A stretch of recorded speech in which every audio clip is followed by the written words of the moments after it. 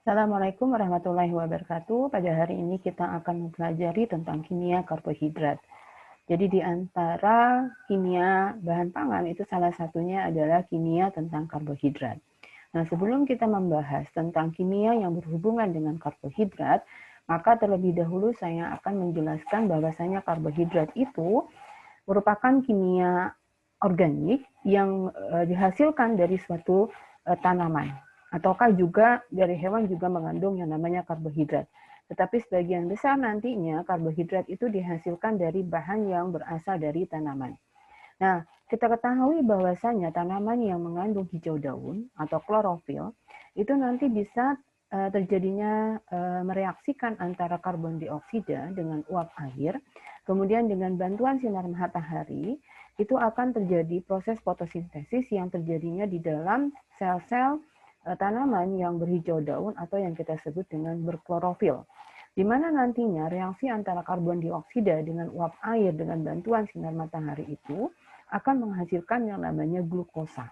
Nah, ini biasa kita ketahui C6H12O6 itu adalah glukosa dan juga menghasilkan yang namanya oksigen. Nanti di dalam tanaman yang namanya glukosa, ini adalah rantai monosakarida. Nanti kita pelajari kimianya. Ini adalah rantai monosakarida atau paling sederhana dari jenis gula-gulaan. Itu akan terjadi proses biosintesis secara enzimatis di dalam tanaman untuk terjadinya suatu polimer. Baik polimer yang berbentuk yang namanya oligosakarida ataukah polimer yang berbentuk yang namanya polisakarida. Yang pasti karbohidrat itu terbentuk dari tanaman yang merupakan hasil dari fotosintesis. Nah, dari molekul yang paling sederhana inilah yang monosakarida ini nanti akan dihasilkan yang namanya bentuknya yang lebih panjang lagi yaitu oligosakarida ataukah polisakarida. Nah, yang namanya glukosa ini itu adalah salah satu yang namanya karbohidrat. Nah, glukosa dan turunan-turunannya ataukah hasil biosintesisnya nantinya di dalam di dalam kehidupan kita sehari-hari itu biasanya digunakan untuk sebagai basic food, artinya suatu bahan pangan itu biasanya mengandung yang namanya karbohidrat. Ada yang namanya karbohidrat dengan jumlah yang banyak, ada juga yang nanti sumber tanaman itu mengandung karbohidrat dengan jumlahnya yang sedikit. Apabila nantinya suatu tanaman yang mengandung karbohidrat dengan jumlah yang banyak, maka dia merupakan sumber karbohidrat. Contohnya, misalnya yang berasal dari biji-bijian, contohnya adalah padi. Nah, kemudian juga misalnya dari umbi-umbian, apakah ubi jalar, ataukah singkong, ataukah kentang, begitu ya. Nah, itu merupakan bahan-bahan yang merupakan sumber karbohidrat. Jadi ini termasuk basic food gitu ya. Jadi basic food itu biasanya orang menyebutnya adalah bahan-bahan pangan yang mengandung karbo. Karbo itu sebenarnya kan dari karbon, tapi karbo itu biasanya orang menyebutnya adalah karbohidrat. Nah, selain dari basic food yang dia nanti bisa menghasilkan berbagai macam olahan bahan pangan gitu kan ya, maka juga yang namanya karbohidrat itu bisa berfungsi sebagai sweeteners, sebagai pemanis begitu ya. Khususnya nantinya yang merupakan monosakarida ataukah disakarida, maka dia bisa menjadi sweeteners ataukah pemanis tadi. Kita sebut saja misalnya adalah glukosa, fruktosa, begitu kan ya. Dia rasanya adalah manis. Misalnya fruktosa yang ada di dalam buah-buahan, itu kan rasa manis buah, gitu ya. Kemudian juga bisa bentuknya disakarida. Contohnya katakanlah yang kita kenal sehari-hari yaitu sukrosa ataukah gula pasir. Yang sebagian besar di dalam gula pasir itu adalah merupakan komponennya adalah sukrosa. Dia bisa menjadi pemanis. Atau juga yang namanya maltosa. Mungkin kalian jarang ya mengkonsumsi maltosa sebagai pemanis. Sebagian besar kan biasanya mengkonsumsi sukrosa adalah sebagai pemanisnya. Nah, kemudian karbohidrat itu bisa juga sebagai pembentuk gel ataukah pasta apabila nanti bentuknya dia merupakan polisakarida ataukah hidrokologit yang lainnya. Jadi bentuk polimer rantai panjang itu bisa menjadikan dia bentuknya gel ataukah bentuknya adalah pasta. Contohnya saja, kalian punya pati, misalnya tapioka begitu ya. Kalian masukkan ke dalam air kemudian kalian panaskan. Kita kalian aduk, kemudian beberapa saat kemudian terjadi proses penggelan atau membentuk pasta dari si pati tapioka ini, begitu ya. Nah, itu adalah pembentuk gel atau pembentuk pasta yang memang turunan dari karbohidrat itu bisa menjadi itu, gitu ya, menjadi pembentuk gel atau pembentuk pasta. Nah, kemudian juga yang fungsi karbohidrat yang lain adalah sebagai thickening agent. Thickening agent itu artinya dia menjadi suatu bentuknya ya hampir mirip dengan bentuk gel, kemudian dia menjadi lapisan-lapisan tipis begitu kan ya. Apakah misalnya menjadi edible coating kah begitu kan ya. Jadi dia menjadi sesuatu lapisan-lapisan yang menjadi agen pelapis begitu kan ya dari suatu bahan. Itu bisa karena dia membentuk gel, maka nantinya dia bisa membentuk suatu lembaran-lembaran tipis begitu kan ya. Maka ini adalah salah satu fungsi dari karbohidrat itu, khususnya untuk thickening agent itu adalah yang merupakan polimer rantai panjang, yaitu polisakarida ataukah bentuknya adalah hidrokoloid. Kemudian dari karbohidrat itu juga bisa menjadikan dia berfungsi sebagai stabilizer. Nah, namanya juga stabilizer, artinya dia bisa berfungsi nantinya dari modifikasi-modifikasi dari polimer rantai panjang dari karbohidrat, ataukah modifikasi dari polisakarida, modifikasi dari misalnya dari selulosa ataukah dari pati begitu kan ya. Maka nanti dia bentuknya apabila kita campurkan dalam suatu bahan, dia akan menjadi stabil. Artinya di situ misalnya adakah dua bahan yang lain, kemudian dia ditambahkan di dalamnya gitu kan ya, maka dia menjadi stabil, menjadi suatu bentuk emulsi yang stabil. Karena itu bisa kita sebut juga dia adalah berfungsi sebagai stabilizer. Nah, kemudian karbohidrat itu ternyata juga berfungsi untuk menghasilkan suatu aroma dan flavor begitu kan ya, khususnya yang berasal dari reaksi Maillard begitu. Katakanlah misalnya kita mempunyai suatu bahan gitu kan ya, kita panaskan pada suhu yang sangat tinggi begitu kan ya, maka dia nantinya akan menghasilkan suatu aroma tertentu. Contohnya misalnya saya punya daging gitu ya, daging saya bakar. Nah, di daging itu ada mengandung karbohidrat juga begitu ya. Nah, kemudian di dalamnya itu juga ada protein. Maka akan terjadi reaksi Maillard antara karbohidrat dengan protein, maka akan menghasilkan suatu aroma barbecue misalnya begitu ya. Nah, itu juga adalah fungsi dari karbohidrat untuk menghasilkan suatu flavor. Nah, ini secara umum dipelajari gitu kan ya tentang fungsi karbohidrat itu. Nah, karena ini adalah pelajaran kimia, maka saya lebih fokus kepada kimia dari karbohidrat itu sendiri. Nah, maka secara umum apabila kita memahami yang namanya karbohidrat secara kimia begitu ya, maka definisinya adalah yang namanya karbohidrat itu merupakan polihidroksialdehid ataukah juga merupakan polihidroksiketon gitu ya, yang dimana di dalamnya gitu kan ya, di dalam kimia dari karbohidrat itu pasti mengandung, saya bilang pasti mengandung karbon. Jadi ada atom C, kemudian ada mengandung unsur hidrogen dan ada mengandung unsur oksigen. Jadi ketiga atom ini C, H dan O itu pasti ada di dalam karbohidrat begitu ya.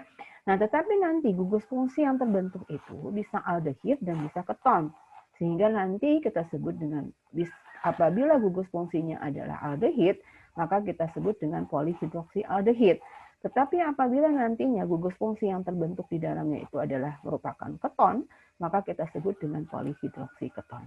Nanti lebih lanjut saya akan beritahu apa yang dimaksud dengan, walaupun kalian juga sudah belajar apa itu aldehid dan apa itu keton ya. Jadi gugus fungsinya yang sebenarnya atomnya sama tetapi bentuknya yang berbeda, sehingga penyebutannya juga berbeda, yaitu yang satunya adalah aldehid, yang satunya adalah keton.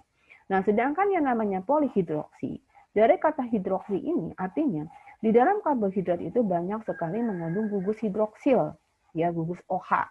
Nah, oleh karena itu disebut dengan poli, karena jumlah gugus hidroksil di dalam karbohidrat itu adalah cukup banyak, sehingga kita sebut dengan polihidroksi.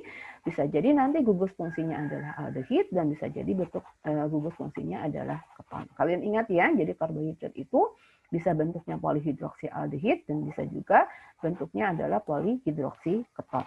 Lebih lanjut nanti akan saya jelaskan. Nah, dari sini kita akan mempelajari yang namanya karbohidrat itu ternyata terbagi atas 3 golongan. Yang pertama adalah yang kita sebut dengan monosakarida, yang kedua adalah oligosakarida, dan yang ketiga adalah polisakarida.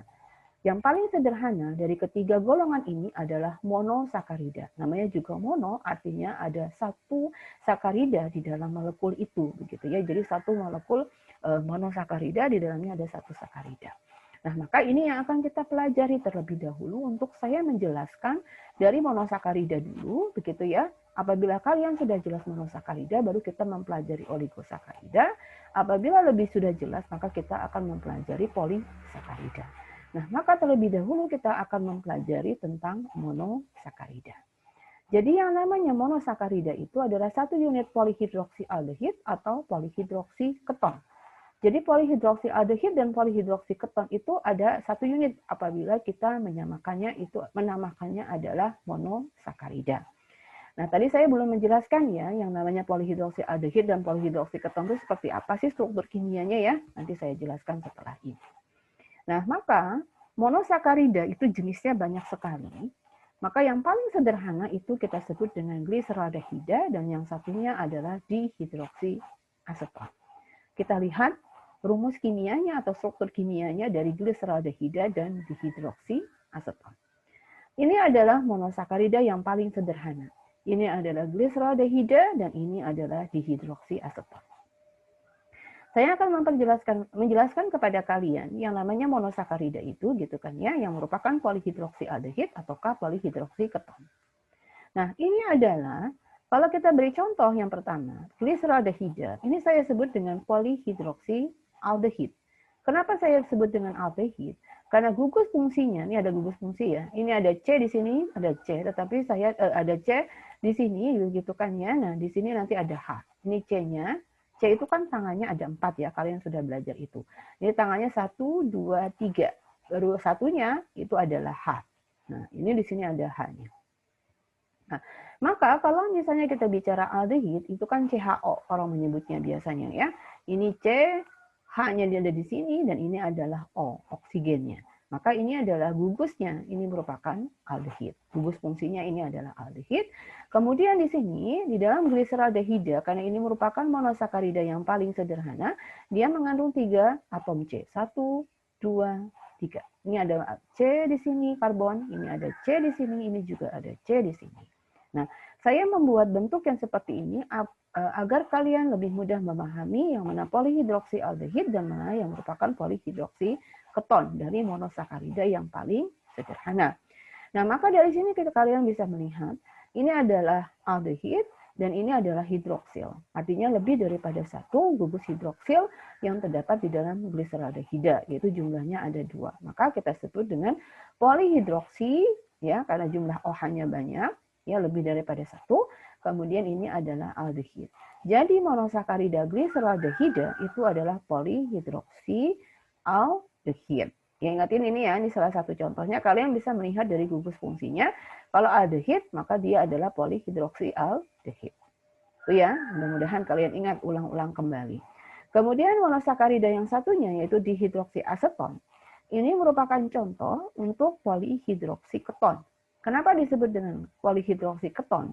Karena ini adalah yang pertama, coba kalian lihat ini. Yang saya beri frame di sini begitu ya. Ini adalah apa? Ini adalah keton. Keton itu kan kita sebut COR gitu kan ya, COR. Ini adalah C-nya, ini adalah O-nya, ini kan ada karbonilnya ya. Ini ada ikatan rangkapnya di sini, ini namanya CO karbonil. Ini juga CO karbonil dari aldehid. Ini CO karbonil dari keton. Nah, CO karbonil ini nanti C-nya satu tangannya lagi dari C itu berikatan dengan R, bukan dengan H. Kalau H jadi aldehid nantinya. Ini adalah R. Ini adalah karena saya sebut dengan R karena ini adalah C berikatan dengan H, ini berikatan dengan OH. CH2OH. Ya, CH2OH namanya. Maka kita sebut dengan R. Maka ini adalah keton, bukan aldehid. Kemudian di sini ada OH dan di sini juga adalah OH. Maka kita sebut dengan polihidroksiketon. Jadi dihidroksiaseton adalah contoh monosakarida yang paling sederhana yang merupakan polihidroksiketon. Mudah-mudahan bisa dipahami ya. Karena tadi itu kan definisi dari karbohidrat adalah merupakan polihidroksialdehid atau merupakan polihidroksiketon yang mengandung unsur C-nya belum nggak saya tulis di sini C. Ini adalah O dan H. Ini juga sama ya, C, O, dan H. Maka ini masuk ke dalam karbohidrat. Ini adalah yang paling sederhana dari karbohidrat dan termasuk golongan monosakarida. Nanti diulang lagi ya, pembelajaran tentang glyceraldehida dan dihidroksiaseton. Nah, dari sini nantinya gitu kan ya, setelah kalian memahami tentang definisi dari karbohidrat itu adalah apa, yaitu polyhidroksialdehid dan polyhidroksiketon, maka nantinya bentuk dari monosakarida itu bentuknya berbagai macam. Begitu ya, kita lihat di sini nantinya bagaimana cara kita membuat struktur kimia yang paling sederhana dari suatu karbohidrat monosakarida, begitu kan ya. Itu bisa nantinya sekalian kita menulis yang namanya nama-nama dari monosakarida itu adalah seperti apa. Maka kita mempelajari tentang konfigurasinya. Ya, jadi konfigurasinya dulu dipahami setelah kita memahami tentang definisi apa itu yang dimaksud dengan karbohidrat. Dalam hal ini kita mempelajari yang paling sederhana yaitu monosakarida. Nah, maka dari situ nantinya kita akan mengenal. Saya akan memperkenalkan hanya 2 saja di sini, begitu ya, karena yang lainnya agak sulit nanti kalian mempelajarinya. Maka yang pertama, pada waktu kita mungkin membuat yang namanya struktur kimia, ya bukan rumus molekul ya, tetapi struktur kimia dari suatu karbohidrat, maka yang biasa kita gunakan itu adalah menggunakan proyeksi Fischer. Fischer itu adalah seorang nama yang menemukan tentang penulisan bagaimana suatu struktur molekul-molekul karbohidrat, begitu ya. Jadi ini adalah di mana Fischer mengatakan untuk menuliskan molekul-molekul karbohidrat yang paling sederhana, maka kita bisa menggunakan rantai lurus. Jadi rantai yang seperti ini. Begitu ya, kalian kan biasa juga membuatnya begini ya, jadi menggunakan garis-garis biasanya di dalam buku, itu sebenarnya menggunakan proyeksi Fischer. Gitu. Nah ini adalah yang kita sebut ini merupakan polyhidroksialdehid. Karena ini adalah aldehid, gliseraldehida yang dia bentuknya nanti cerminannya berbeda. Kalau tadi kan OH-nya ada di sini dua-duanya. Kalau ini OH-nya berpindah, ya. Tapi ini masih polyhidroksialdehid begitu ya. Jadi bentuk Fischer ini adalah bentuk yang merupakan rantai lurus. Begitu ya. Jadi diingat ya, merupakan rantai lurus. Nah, di sini nantinya begitu kan ya, bahwasanya pada saat kita mempelajari ini begitu, kita akan mengetahui gitu kan ya, bahwasanya di dalam pembentukan struktur kimia dengan menggunakan proyeksi Fischer ini, kita nanti bisa mempelajari bahwasanya sifat-sifat monosakarida itu ternyata dia mempunyai pusat asimetri. Tahu pusat asimetri? Mungkin kalian mengenalnya di SMA, itu biasanya bisa juga kalian sebut dengan C atau atom C chiral. Ya, sama saja. Asimetri ataukah dengan chiral. Nah, maksudnya di sini adalah atom karbon asimetri ataukah atom karbon chiral itu adalah suatu atom karbon di mana dia mempunyai tangan keempat-empatnya itu berikatan dengan molekul yang berbeda ataukah dengan atom yang berbeda. Jadi namanya juga asimetri begitu ya. Jadi atom karbon itu kan punya 4 tangan. Artinya dia bisa mengikat kepada 4 atom ataukah molekul yang nantinya berikatan dengan atom C.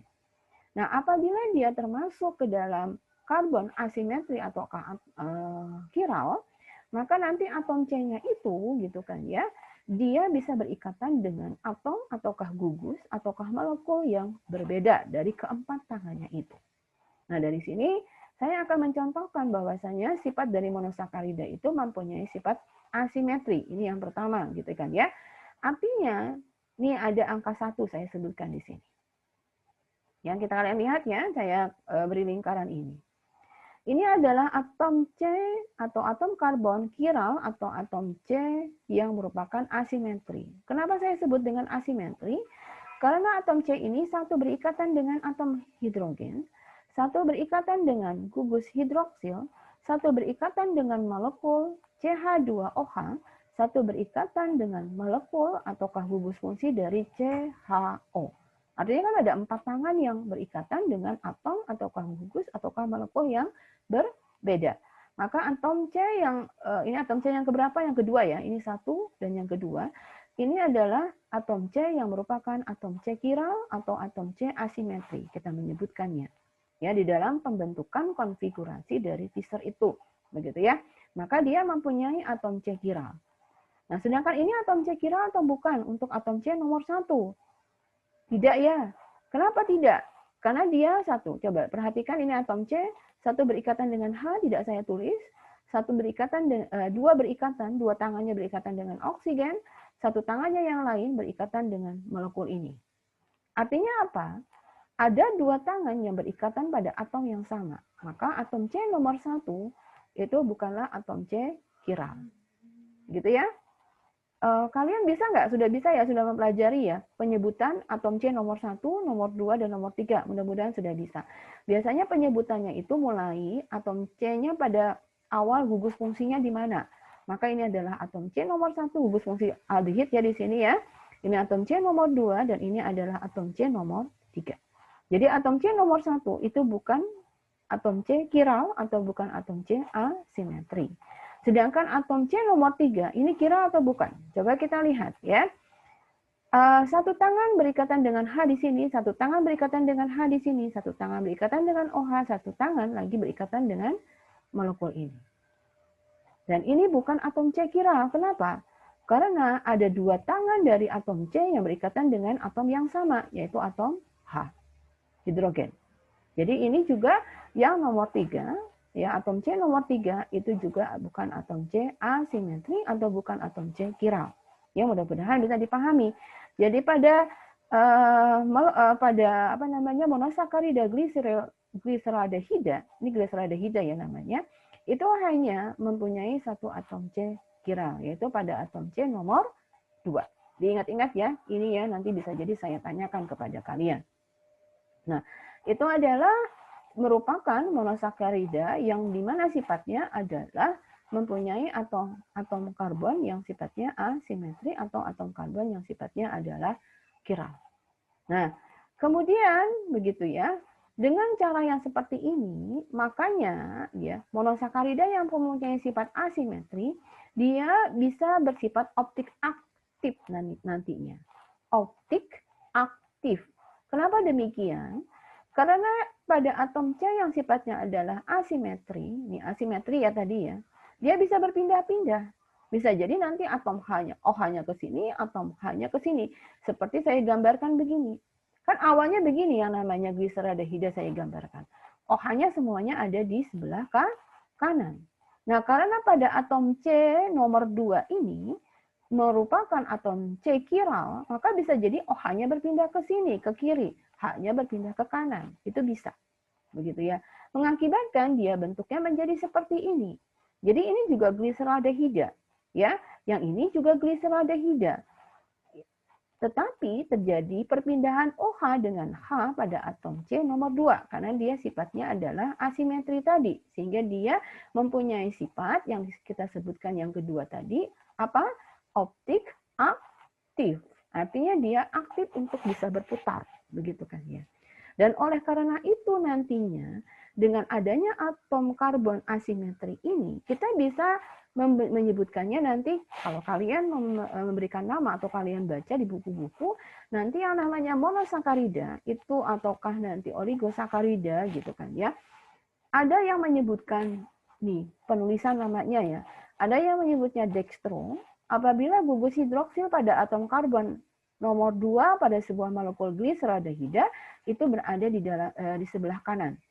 Tapi juga kita bisa menyebutkan namanya menjadi levo apabila gugus hidroksilnya berada di sebelah kiri. Nah, coba ya ingat kembali, saya ke depan lagi, kalian bisa bolak-balik. Nah, maka ini adalah gliseraldehidanya karena pada atom C nomor 2 yang merupakan asimetrik, begitu kan ya, maka dia apabila OH-nya ini ada di kanan, maka kita sebut dengan dextro. Apabila nantinya dia bisa berpindah karena sifat dari monosakarida yang sifatnya optik aktif gitu ya, maka OH-nya nanti bisa jadi bentuknya menjadi seperti ini pada atom C nomor 2, yang lainnya tetap gitu ya. Pada atom C nomor 2, maka menjadi levo atau L-gliseraldehida. Sedangkan kalau ini menjadi D-gliseraldehida. Ya, jadi itu adalah penamaannya untuk melihat pada atom C yang dia sifatnya asimetrik berada di kanan ataukah berada di kiri nantinya. Gitu ya. Nah, inilah fungsinya gitu ya, kita mempelajari bahwasanya sifat dari monosakarida itu dia bersifat asimetrik ataukah bersifat chiral. Nah, karena itu yang pada atom C nomor 2 saja yang bisa bolak-balik, OH-nya bisa ke kiri, bisa ke kanan. Sedangkan pada atom C nomor 3, atom C nomor 1 dia akan tetap karena dia tidak mempunyai atom C chiral, gitu ya. Nah, itu yang kalian bisa pahami, sifat dari optik aktif inilah yang membuat gitu kan ya, dari asimetrik itu membuat dia optik aktif, maka dia bisa berpindah-pindah, maka kita bisa memberi namanya dextro, bisa memberi namanya menjadi levo. Jadi dari monosakarida yang sederhana kita sudah bisa mempelajarinya, begitu ya, yang dimana kondisinya di awalnya adalah apa. Jadi dextro itu adalah kondisi awal, kemudian apabila dia berbalik gitu ya atau berpindah maka menjadi levo nantinya. Seperti itu ya. Jadi karena sebagian besar di alam yang namanya monosakarida kita akan menemukannya adalah bentuknya dextro atau bentuknya adalah D apa namanya. Seperti itu, gitu ya. Mudah-mudahan kalian bisa mempelajari ini gitu ya, memahaminya antara atom C asimetrik berhubungan dengan sifat yang kedua dari monosakarida, maka dia bisa bersifat optik aktif. Gitu, itu sifat yang kedua karena dari asimetriknya. Nah, ini saya contohkan tadi. Ini adalah D-gliseraldehida, ini adalah L-gliseraldehida. Ini di awalnya seperti ini, OH pada atom C nomor 2 berada di kanan, ini OH pada atom C nomor 2 berada di sebelah kiri. Bisa namanya kalian sering menemukan pasti gitu ya, membaca buku-buku, ini ada L, ini adalah D. Jadi penamaannya dari struktur kimianya dari sini. Gitu. Jadi secara alami itu biasanya gliseraldehida kita temukan dalam bentuk dextro. Nah, kemudian dari situ gitu kan ya, bahwasanya yang namanya monosakarida itu selain bentuk rantai lurus menggunakan proyeksi Visor, ya proyeksi Visor kan tadi saya jelaskan bahwasanya dia merupakan rantai yang lurus. Bentuknya adalah seperti ini. Kemudian sifatnya adalah asimetrik dan bersifat juga apa? Optik aktif. Gitu ya, jadi optik aktif. Nah, kemudian kalian bisa melihat gitu kan ya, ternyata monosakarida juga bisa berbentuk cincin. Berbentuk cincin itu artinya dia bukan bentuk rantai lurus seperti proyeksi Visor. Jadi ada proyeksi yang lain yang bentuknya adalah seperti cincin. Mungkin kalau kalian melihat itu bentuknya kayak benzen, gitu ya, rantai benzen. Artinya rantai yang merupakan mempunyai sisi 6, begitu. Kenapa monosakarida bisa berbentuk cincin? Begitu ya, sifatnya nanti bisa berbentuk cincin. Karena nantinya, begitu ya, kita bisa melihat selain dari sifat monosakarida itu adalah asimetrik, gitu kan ya. Kemudian juga dia bisa bersifat optik aktif, maka nantinya gitu bahwasanya karena di dalam monosakarida tadi merupakan polihidroksialdehid atau juga bisa berbentuk polihidroksiketon, begitu ya. Karena bentuknya nantinya bisa berbentuk aldosa, itu adalah polihidroksialdehid, dan juga menjadi ketosa kita sebut apabila dia berbentuk polihidroksiketon. Nah, maka nantinya dengan adanya gugus aldehid atau gugus keton yang ada di dalam monosakarida atau karbohidrat pada umumnya, maka nantinya secara kimiawi antara gugus aldehid atau gugus keton dengan bertemu dengan gugus OH, itu nanti OH bisa kita golongkan sebagai alkohol, maka bisa terjadi reaksi nantinya antara alkohol dan aldehid atau antara keton dengan alkohol, suatu reaksi tertentu yang mengakibatkan nanti dia bisa membentuk cincin. Gitu ya. Nah, di dalam kimia itu nanti reaksi antara alkohol dengan aldehid kita sebut dengan hemiasetal, sedangkan reaksi antara keton dengan alkohol kita sebut dengan reaksi hemiketal. Ingat kembali ya. Jadi saya ulangi lagi bahwasanya sifat dari monosakarida dia bisa berbentuk cincin, tidak harus bentuknya lurus begitu ya.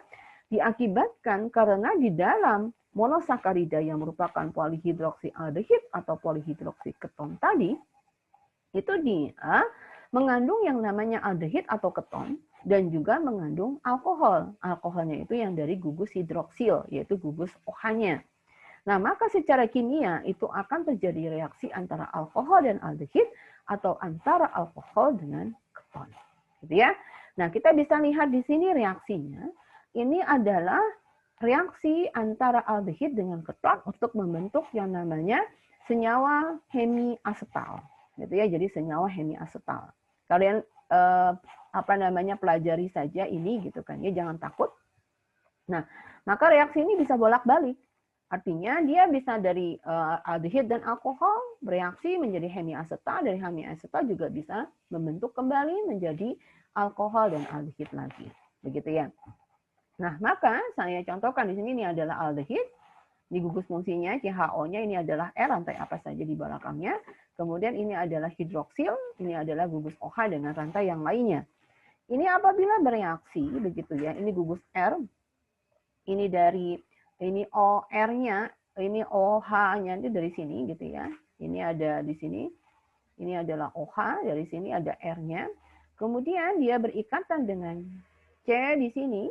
Ini ya, ini ada di sini ada COR-nya begitu kan ya. Ini adalah OR yang ada di sininya. Lepas nantinya satu ikatan dari O di sini. Ya, ikatan di sini menjadi OR.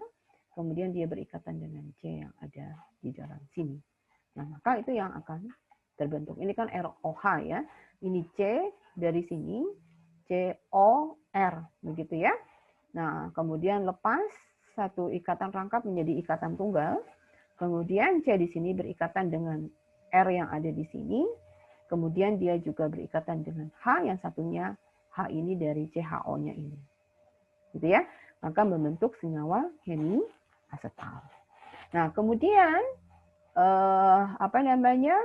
apabila kita mereaksikan antara keton dengan alkohol, ini adalah ketonnya, ini RO ya, COR ya, ini R-nya, kemudian ROH untuk alkoholnya, maka menjadi senyawa hemiketal. Ya, ini senyawa hemiketal. Ini reaksi kimia gitu ya, mempelajarinya.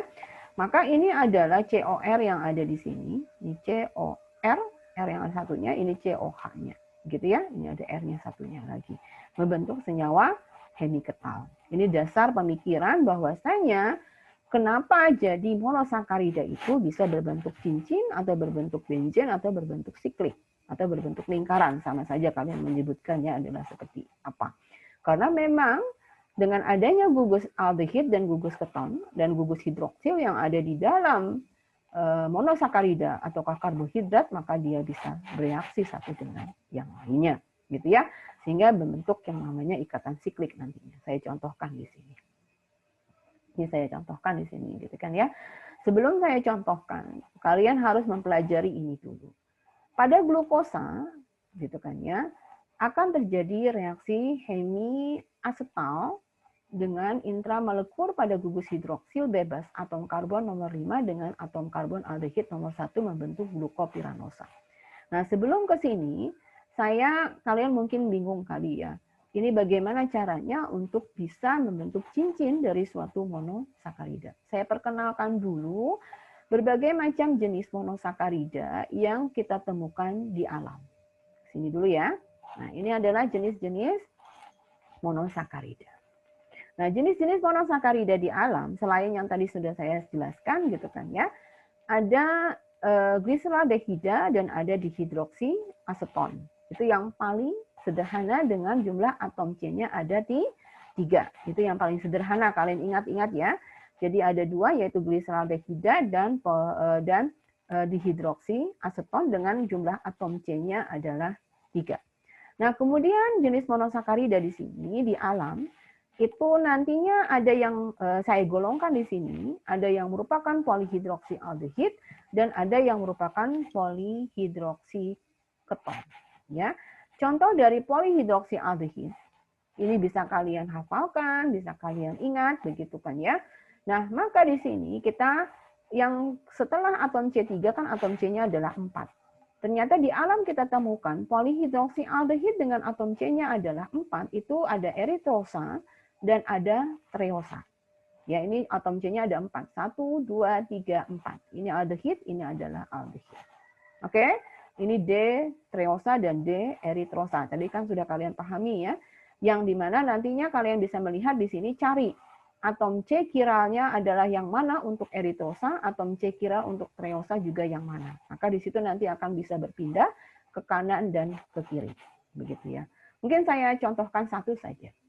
Sekarang sambil kalian pelajari di rumah begitu ya, sampai kalian ingat-ingat. Nah, maka ini ada atom C-nya adalah 4. Ini adalah atom C nomor 1 karena dari gugus aldehid ya. Atom C nomor 2, atom C nomor 3, dan atom C nomor 4. Yang mana atom C kiral dari eritrosa? Coba, yang pertama, atom C yang pertama bukan.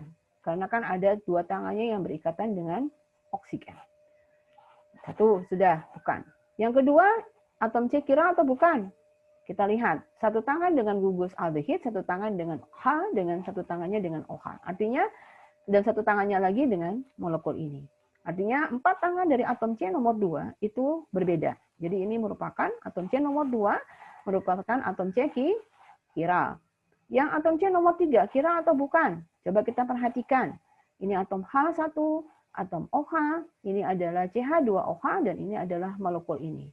Artinya juga atom C nomor 3 pada eritrosa itu juga atom C kiral. Karena keempat tangannya berikatan dengan atom ataukah gugus ataukah molekul yang tidak sama, gitu ya nih. 1, 2, 3, 4. Ya. Nah, kemudian atom C nomor 4 pada eritrosa, kiral atau bukan? Bukan. Kenapa jadi bukan? Karena atom C-nya ada berikatan dengan H1 di sini, H1 di sini, ada 2 tangan yang sama ya.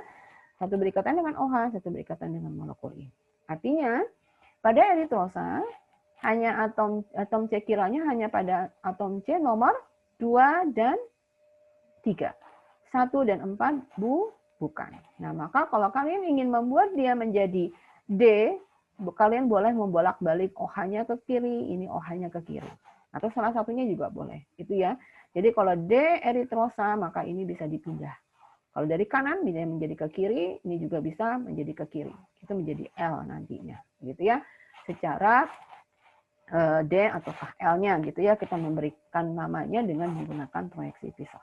Dan ini adalah jenis monosakarida dengan atom C-nya adalah 4. Nah, sedangkan yang di bawah ini atom C-nya ada 5. Ini juga polihidroksi aldehid juga begitu ya. Ini adalah ribosa, kemudian di sini adalah arabinosa, kemudian ini silosa, dan ini adalah liksosa.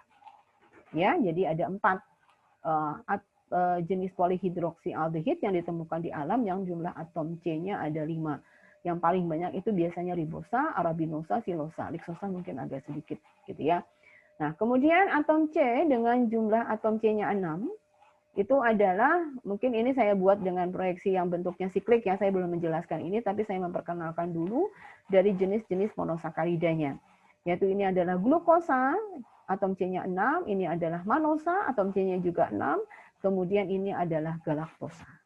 Nanti kalian perhatikan satu persatu bedanya yang mana sih antara glukosa, manosa, dan galaktosa. Perhatikan ya. Kalau glukosa, ini nantinya kalian, nanti saya akan jelaskan setelah ini bagaimana memberikan namanya untuk atom C nomor 1, 2, dan 3, dan seterusnya. Ini kalau kalian memperhatikan, memberikan namanya, untuk atom C nomor 1 ini apabila dia dekat oksigen ini, gitu kan ya. Ini nomor 1, 2, 3, 4, 5, dan 6. Ini juga 1, 2, 3, 4, 5, dan 6. Ini juga 1, 2, 3, 4, 5, dan 6 juga.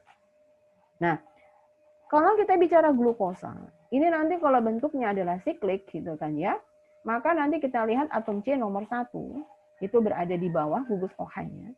Atom C nomor 4 itu juga ada di bawah. Ingin membedakan antara manosa dan galaktosa, lihat atom C nomor 4 gitu kan ya. Ini antara glukosa dengan galaktosa, yang berbeda hanya pada atom C nomor 4.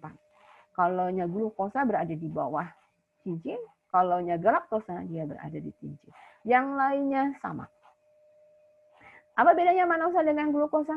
Bedanya apa? Dia yang lainnya sama, dia hanya berbeda di sini. Pada atom C nomor 2. Kalau di glukosa dia berada di bawah cincin, OH-nya sebentar. Ini ada di atas cincin untuk manosa. Jadi bedanya adalah itu. Jadi manosa juga berbeda dengan galaktosanya. Gitu ya. Jadi kalian bisa perhatikan yang mana bedanya. Ini, kemudian adalah ini gitu kan ya. Nah, nanti kalian bisa melihatnya di sini. Saya menggunakan pen saja ya. Nah, kalian bisa melihat di sini bedanya. Ini OH, ini adalah OH pada atom C nomor 4. Ingatin ya, ini atom C nomor 4, nomor 1 kan dari sini. Ini nomor 1 dari sini, ini nomor 1 dari sini. Nah, kemudian nantinya untuk membedakan glukosa dengan manosa itu pada atom C nomor 2. Coba perhatikan di sini. Ini ada di sini. Oke? Nah, kalian perhatikan itu yang membedakan satu dengan yang lainnya, sedangkan ikatan-ikatan yang lainnya juga adalah sama. Ya.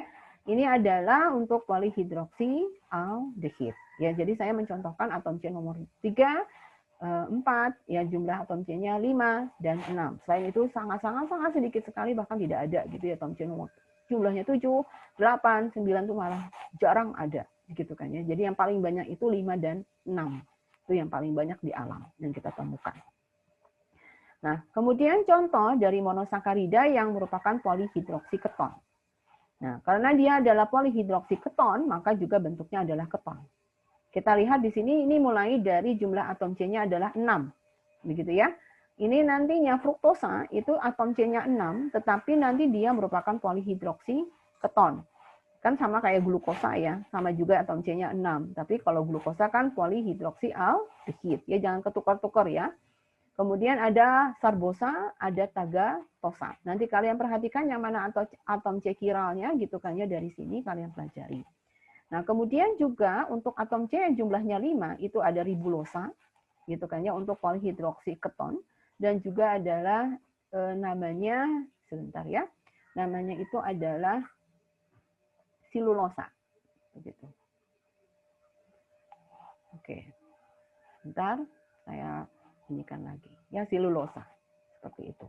Kan tadi silosa, ini adalah silulosa. Begitu. Ribosa menjadi ribulosa untuk yang polyhidroksiketonnya. Nah, oke.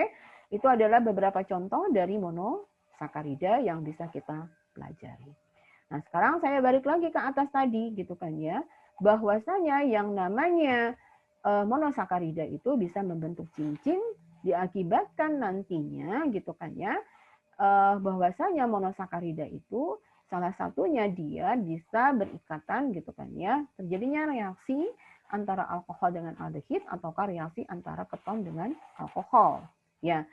Kemudian juga terjadinya dia bisa berputar-putar karena asimetrik dan juga menjadi optik aktif begitu ya, aktif. Maka itu yang bisa membentuk dia menjadi cincin. Dia bisa putar kiri, putar kanan begitu kan ya, karena dia bersifat asimetrik dan juga karena adanya sifat untuk bisa berikatan antara keton dengan alkohol ataukah antara aldehid dengan keton. Jadi ada 3 ya yang nantinya bisa membentuk cincin yang namanya monosakarida itu. Oke. Nah, selanjutnya yang kedua, sebelum saya ke sini ya. Yang kedua adalah proyeksi Howard. Nah, proyeksi Howard, kan tadi saya menjelaskan tentang proyeksi Fisher. Proyeksi Howard itu adalah di mana suatu proyeksi atau membentuk suatu struktur monosakarida atau karbohidrat yang lainnya, begitu kan ya. Dengan membentuknya adalah dia merupakan membentuk seperti cincin. Ya, perspektifnya itu cincin, dia bagaikan diletakkan tegak lurus ya pada permukaan kertas. Jadi dia tegak lurus, nanti struktur dari OH, H gitu kan ya, dari gugus hidroksil, kemudian atom H-nya gitu. Dia kalau kita bentuk cincin bagaikan suatu kertas ya, dia tegak lurus pada permukaan kertas, maka bisa di atas bisa ke bawah nantinya gugus hidroksilnya ataukah gugus yang lainnya begitu kan ya, dan atom-atom H gitu kan ya, itu nanti tegak lurus dari si bidang cincinnya ini. Jadi yang menemukan itu adalah Howard. Jadi kenapa jadi saya ingin menjelaskan tentang proyeksi Howard tidak menggunakan proyeksi Fisher saja. Proyeksi Fisher memang gampang membuatnya, dia hanya berupa lantai lurus, kiri kanannya juga jelas begitu kan ya. Oh, ini ke kiri, ini ke kanan begitu kan ya, jumlah atom C-nya adalah sekian.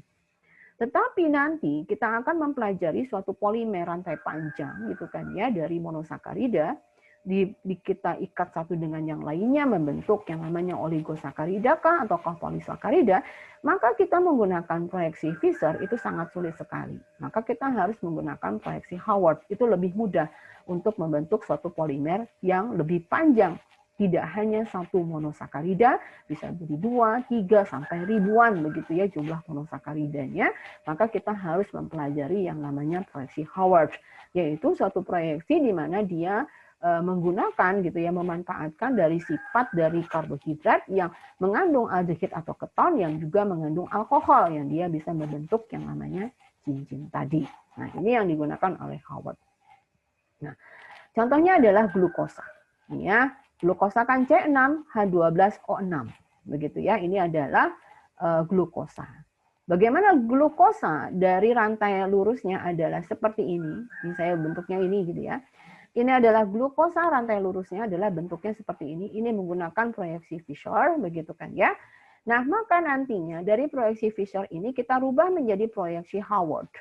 Ya, proyeksi Howard yaitu dia memanfaatkan adanya terjadinya reaksi antara aldehid dan alkohol dan kalau ini glukosa karena dia merupakan polihidroksialdehid gitu ya.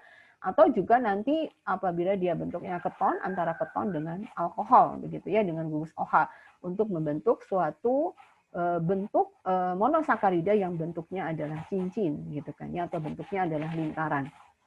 Nah, maka kita perhatikan di sini ini adalah pembentukan proyeksi Howard yang dimana Howard memanfaatkan dari sifat-sifat apa?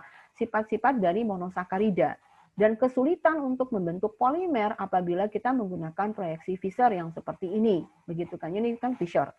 Nah, maka Howard mengatakan, gitu kan ya, sebelum saya mengajarkan ke sini, nih Howard mengatakan bahwasanya dasar pembentukan Howard untuk bisa membentuk cincin yang seperti ini, maka dia mengatakan bahwasanya di dalam monosakarida atau karbohidrat secara umum, itu yang pertama bahwasanya suatu karbohidrat itu mempunyai sifat asimetri.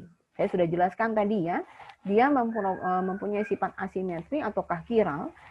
Dari situ nantinya dia bisa bersifat optik aktif sehingga mudah untuk berotasi atau mutar rotasi, berputar-putar, berpindah-pindah. Itu mudah. Kan dari asimetrik ya. Jadi yang bisa berputar-putar itu hanya atom C asimetrik. Ingatin, yang bisa berpindah-pindah itu hanya atom C asimetrik. Sedangkan yang lainnya tidak bisa berpindah. Dia akan tetap apabila bukan atom C asimetrik. Nah, dari atom C asimetrik itu karena dia punya tangan yang mengikatnya dengan beda kekuatan begitu kan ya, maka saling tarik menarik satu dengan yang lainnya begitu kan ya, mengakibatkan dia bisa berputar aktif gitu kan, dia bisa berputar ke kiri, ke kanan, ke atas, ke bawah begitu ya, dia bisa berputar. Nah, sifat itu yang kedua yang dimanfaatkan oleh Howard untuk membuat suatu proyeksi gitu. Kemudian yang ketiga, ternyata Howard mempelajari senyawa yang bisa dibentuk dari monosakarida itu ternyata bisa terjadi hemiasetal, reaksi hemiasetal ataukah reaksi hemiketal, begitu ya yang terjadi pada monosakarida. Nah, dari ketiga hal ini nanti ya ini adalah yang pertamanya gitu kan ya saya. Sebentar. Ini sifat yang pertamanya yang dilakukan oleh Howard begitu kan ya. Nah, tadi itu. Saya mencari pennya dulu ya. Oke. Saya mencari bentar ya. Nah, kita bisa melihat di sini. Ini yang pertama, ingatin ya, asimetrik. Kemudian yang kedua, dia bersifat apa? Yang kedua bersifat optik aktif. Ini yang kedua, itu perhatikan. Kemudian yang ketiganya adalah dia bisa membentuk senyawa hemiasetal atau senyawa hemiketal. Kalian bisa pelajari ini gitu kan ya. Jadi dia bisa membentuk ini gitu kan ya. Dasar inilah yang akan digunakan oleh Howard. Nah, saya contohkan satu saja. Dua mungkin nanti ya. Yang pertama adalah polihidroksialdehid. Ini adalah glukosa. Ya, ini adalah glukosa yang bisa kalian pelajari gitu ya. Ini menggunakan proyeksi Fischer. Nah, dengan sifat yang tiga tadi, di sini kalau kalian perhatikan, coba saya tanya dulu, berapakah jumlah atom C chiral yang ada di sini? Nanti kalian jawab ya, saya akan berikan tugas. Oke, jawab. Nah, kemudian dari sini saya tidak menjawabnya, saya ingin lihat anak-anak bisa nggak mengerjakannya sendiri. Maka dari sini dia mempunyai atom C-nya ada 6. Ini 1, 2, 3, 4. Ini nomor 1 ya. Saya ini nomor 2, ini nomor 3, ini nomor 4, ini nomor sebentar, 1, 2, 3, 4, ini nomor 5, ini nomor 6. Ya, ada atom C-nya ada 6 gitu kan ya di dalam sini. Nah, kemudian kalian perhatikan di sini ini ada nomornya juga. Ya, ini ada nomornya 5 dan 6. Coba perhatikan ya. Ini untuk polyhidroksi aldehyde. Ini saya putar ke sebelah sini. Kalian bisa perspektifnya lihat, perhatikan dengan baik gitu kan ya. Kalian perhatikan atom C yang ini, saya pindah ke sini. Atom C nomor 1, ini ada H-nya. Ini saya tuliskan H-nya supaya lebih jelas. Ini CHO, ini adalah aldehidnya. Ini 2, ini 3, ini 4, ya atom C nomor 4, ini atom C nomor 5, ini atom C nomor 6. Intinya 6 ini ada diletakkan di atas ini. Nah, kemudian ini ada untuk yang aldehid, ini kita lihat atom C nomor 5, bukan atom C nomor 6 ya. Kita lihat atom C nomor 5 ini. Atom C nomor 5 ini, karena atom C nomor 6 itu bukan kiral, atom C yang nomor 5 yang kiral. 6 bukan kiral, jadi tidak bisa dibolak-balik. Begitu ya, tidak bisa kita gunakan. Maka yang bisa diputar itu yang nomor 5. Oleh karena itu nomor 6 ngikut dengan yang nomor 5. Maka di sini kita putar, dianya yang nomor 5, maka yang nomor 6 ngikutin ke atas, putar ke atas ini. Gitu ya, ngikutin aja dia. Maka yang nomor 5 ini kan ada gugus OH, ada gugus H di sini. Nah, yang kita lihat yang OH-nya, OH-nya itu sebagai alkoholnya, ini adalah aldehid. Jadi kita dekatkan alkohol dengan aldehidnya untuk membentuk senyawa hemiasetalnya.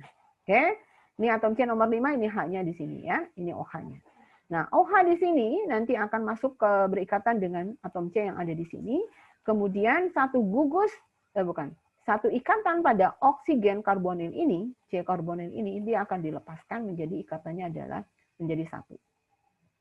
Begitu ya. Nah, kemudian ini dia akan membentuk kayak begini nanti. Ini yang satu H yang ada di dalam alkohol ini pindah ke sini menjadi OH. Ini menjadi OH ini nanti ya. Ingatin. O yang di sini akan berikatan dengan C. Nah, H-nya akan berikatan di sini. Kemudian di sini akan terjadi ikatan menjadi ini. Oke? Dan ini H yang lama ya dari C yang di sini. Sudah. Maka bentuknya menjadi apa di sini? Glukosa yang bentuknya bukan lagi bentuk Fischer, tapi bentuknya menjadi benzen atau bentuknya cincin atau bentuknya adalah lingkaran. Ya, kalian perhatikan lagi ya, atom C nomor 5 dengan atom C nomor 1 nantinya. Nah, ini penjelasan yang sebelumnya tadi. Gini. Ini mana sih? Di sini ya, bahwasanya terjadi reaksi hemiasetal intramolekuler pada gugus hidroksil bebas atom C nomor 5 dengan atom C nomor 1 yang merupakan aldehidnya akan membentuk yang namanya glukopiranosa. Nah, glukopiranosa itu sebenarnya adalah istilah nih untuk yang dia bentuknya glukosa, ini gluko ya, itu glukosa. Piranosa ini adalah bentuk untuk yang rantainya itu adalah benzen. Artinya rantai sisinya ada 6, begitu ya, namanya piranosa. Ini adalah yang cincinnya ada 6, gitu ya, cincinnya ada 6 di sini. Nah, itu yang namanya benzen kita sebut dengan piranosa.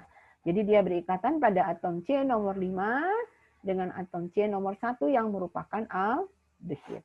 Oke, ini adalah untuk yang glukosa atau polyhidroksi aldehid yang lainnya. Ini saya contohkan kan yang glukosa yang merupakan salah satu adalah apa?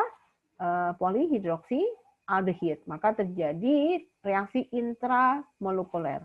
Dia satu molekul tetapi ada gugus-gugus antara satu dengan yang lainnya yang di dalam satu molekul itu yang bisa bereaksi untuk membentuk suatu reaksi hemiasetal tadi.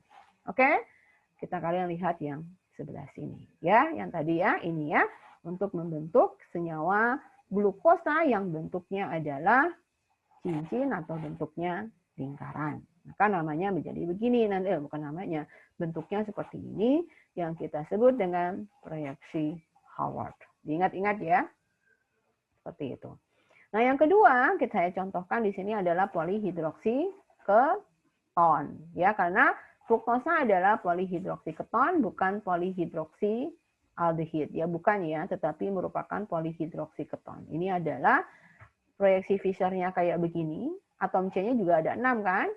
Ini adalah mulai dari sini, tapi kalau menamakan ini 1, 2, 3, 4, 5, 6. Ya, atom C-nya juga ada 6 sama dengan glukosa, tapi ini adalah keton ya. Tadi kalau kita bicara yang namanya glukosa itu adalah aldehid gitu ya. Nah, maka dari sini kita bisa melihat begitu bahwasanya di sini adalah polihidroksiketon, maka antara keton dengan nantinya gugus OH itu nanti bisa terjadi reaksi untuk membentuk senyawa hemiketal. Khususnya pada atom C yang sifatnya adalah kiral yang dia bisa menjadi optik aktif ya. Nah, sebelum saya melanjutkan ke sini, maka saya akan jelaskan terlebih dahulu yang tadi di atas gitu kan ya. Bahwasanya kita contohkan untuk polihidroksiketon, yaitu contohnya di sini adalah yang aldehid gitu kan ya, maka kita bisa lihat di sini fruktosa ya, bukan polihidroksiketon, ini adalah fruktosa. Maka nanti reaksinya yang terjadi adalah pada atom hidroksil, gugus hidroksil pada atom C nomor 5 dengan atom karbon keton yang nomor 2. Ingatin ya. Coba ingatin kembali.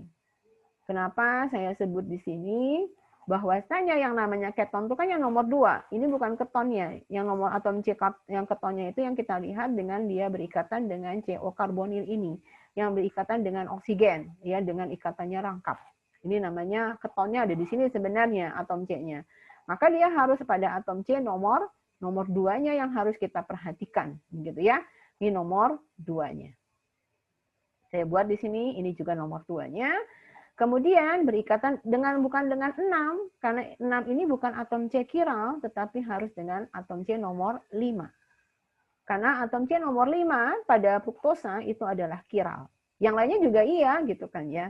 Tapi kita lihat yang di ujungnya, bukan yang nomor 6, tapi yang nomor 5. Bukan yang nomor 1, tetapi nomor 2 yang harus diikat. Karena apa? Karena atom C ketonnya ada pada atom C nomor 2, sedangkan yang bebasnya nantinya yang merupakan kiralnya pada atom C nomor 5 yang paling ujungnya, bukan atom C nomor 6. Ingatin ya. Jadi oleh karena itu nomor 6 ini bebas, dia tidak akan terjadi proses optik aktif. Sedangkan yang nomor 5 yang bisa optik aktif. Kita lihat yang ujung-ujungnya gitu ya. Kalau di tengah ya juga gitu ya. Maka ujung-ujungnya yang kita perhatikan. Maka di sini atom C nomor 5 ya kita perhatikan di sini ada gugus OH-nya. Ingatin ya. Ini harusnya H aja di sini ya. Ini ada bukan O ya. Ini salah saya. Ini harusnya cuma H. Ya, ini ada OH. Ini kan 5 OH ya. Ini artinya O yang di sini kelebihan. Harusnya hanya H-nya saja. Ya, tolong diperhatikan nanti. Kalian boleh melihat video ini ataukah nanti apa yang saya sampaikan di materi itu juga ada.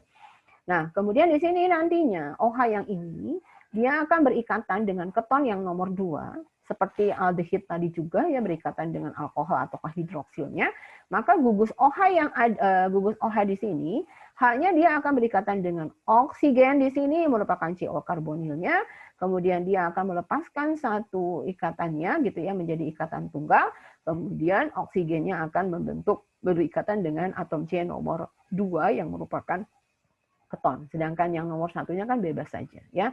Akibatnya nanti dia bentuknya bukan benzen tapi bentuknya adalah apa ini? Rantai 5 ya, kita sebut biasanya furan. Kalau rantai 6 ini namanya piran. Ya, ini kan rantainya 6 nih. Ini kan kita sebut dengan sebentar, saya gunakan yang ini dulu pennya sebentar ya. Ini yang namanya piran karena rantainya adalah 6. Yang tadi saya bilang piranosa, itu namanya piran. Oleh karena itu penyebutannya juga bisa piranosa, dia adalah rantainya 6. Oke? Ini adalah rantainya 6. Nah, sedangkan bentuknya yang dia bentuknya, ini kan bentuknya bukan 6 ya, tetapi bentuknya adalah apa namanya? Sebentar. Ini adalah rantainya 5 gitu kan ya. Maka kita menyebutnya adalah furan. Ya, furanosa kalau kalian baca biasanya. Kalau furan ya artinya rantainya 5.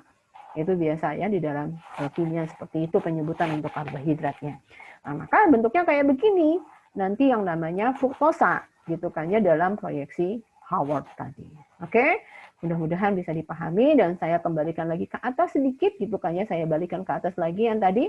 Nah, ini kan tadi gugus hidroksil bebas atom C nomor 5 gitu kan ya, dengan apa? Atom keton yang nomor 2 membentuk yang namanya fructofuranosa. Oleh karena itu namanya menjadi fruktosa itu biasanya furanosa. Ini orang ingin menyebutkan saja begitu yang menjelaskan bahwasanya fruktosa itu cincinnya 5. Kalau glukosa itu cincinnya 6. Begitu ya. Jadi ini glukopiranosa, ini fruktofuranosa. Ini untuk lebih mempermudah kita untuk memahami apabila dia bentuknya cincin gitu kan ya, dia bentuknya furan, yang satunya bentuknya adalah piran ya. Tolong diingat-ingat apa yang saya jelaskan ini untuk menjelaskan monosakarida. Jadi kalau tidak paham kalian boleh bertanya kepada saya. Nah, oleh karena itu gitu kan ya, nantinya saya berikan yang tadi ke sini lagi ya, bagaimana penyebutannya furan ataukah piran untuk atom C nomor yang jumlah atom C-nya ada 6. Karena glukopuranosa, manosa, piranosa, galaktopiranosa ya. Jadi biasanya manopiranosa ataukah galaktopiranosa. Nah, sedangkan kalau dia merupakan polihidroksi keton, ini katakanlah fruktofuranosa. Ini sarbofuranosa, tagatofuranosa. Begitu ya, karena bentuknya pasti menjadi furan. Begitu ya, furanosa. Karena dia merupakan polihidroksi keton. Gitu ya, kalau polihidroksi aldehid pasti bentuknya menjadi piran ya, rantai cincin 6. Oke? Mudah-mudahan bisa diingat gitu kan ya apa yang dipelajari sehari ini. Oke. Nah, kalau sudah paham tentang proyeksi Howard, proyeksi Fisher, mengapa bisa terjadi proyeksi Howard gitu kan ya, dengan sifat-sifat dari monosakarida yang dia bisa bersifat asimetrik gitu kan ya, juga bisa bersifat optik aktif, kemudian juga bisa bereaksi dengan alkohol, antara alkohol dengan aldehid, alkohol dengan keton ya, membentuk senyawa hemiketal atau hemiasetal begitu ya, maka akan membentuk proyeksi yang seperti itu. Nah, kalian bisa pelajari itu begitu kan ya, jadi menjadi suatu tidak aneh nanti mempelajari yang namanya kimia karbohidrat begitu ya, khususnya untuk monosakarida. Ini dasar-dasarnya yang saya akan ajarkan kepada kalian supaya kalian paham lebih lanjutnya nantinya. Nah, kemudian di sini bagaimana penulisan nama suatu karbohidrat yang dia bentuknya adalah apa? Cincin. Nah, kan tadi kalau D dan L untuk proyeksi Fisher kan antara kanan dan kiri gitu ya, ada yang dextro, ada yang levo.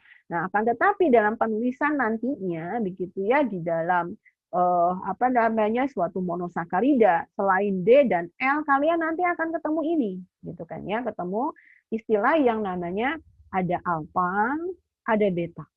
Ini penting sekali. Penulisan ini tidak hanya sekedar menulis, tetapi juga akan mempengaruhi karakteristik dari si karbohidratnya itu sendiri. Nanti kalian kan arahnya ke teknologi gitu kan, ke tekniknya bagaimana merekayasanya, bagaimana suatu karbohidrat.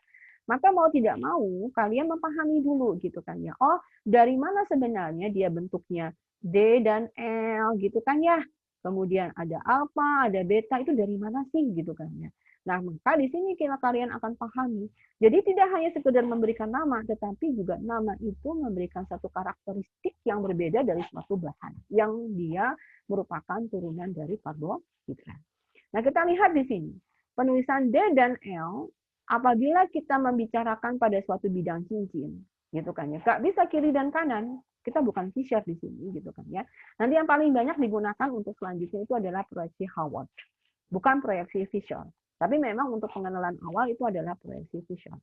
Nah, di sini nanti kalau kita membicarakan suatu monosakarida dalam bentuk proyeksi Howard atau bentuknya cincin, maka kita memberikan nama D ataukah L, itu melihatnya dia adalah apabila D, gitu kan ya, kita apabila gugus OH, gitu kan ya, untuk gugus atom C, pada atom C nomor 6, kita perhatikan, ya gugus OH-nya, itu atom C-nya pada atom C berada pada di atas bidang cincin kah?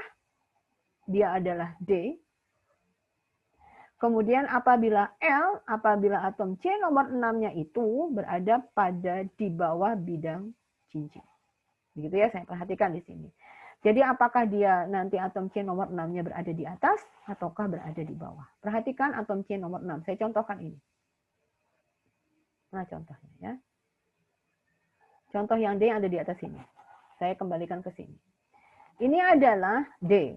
Gitu ya, ini adalah D. Coba kembalikan ke sini yang D.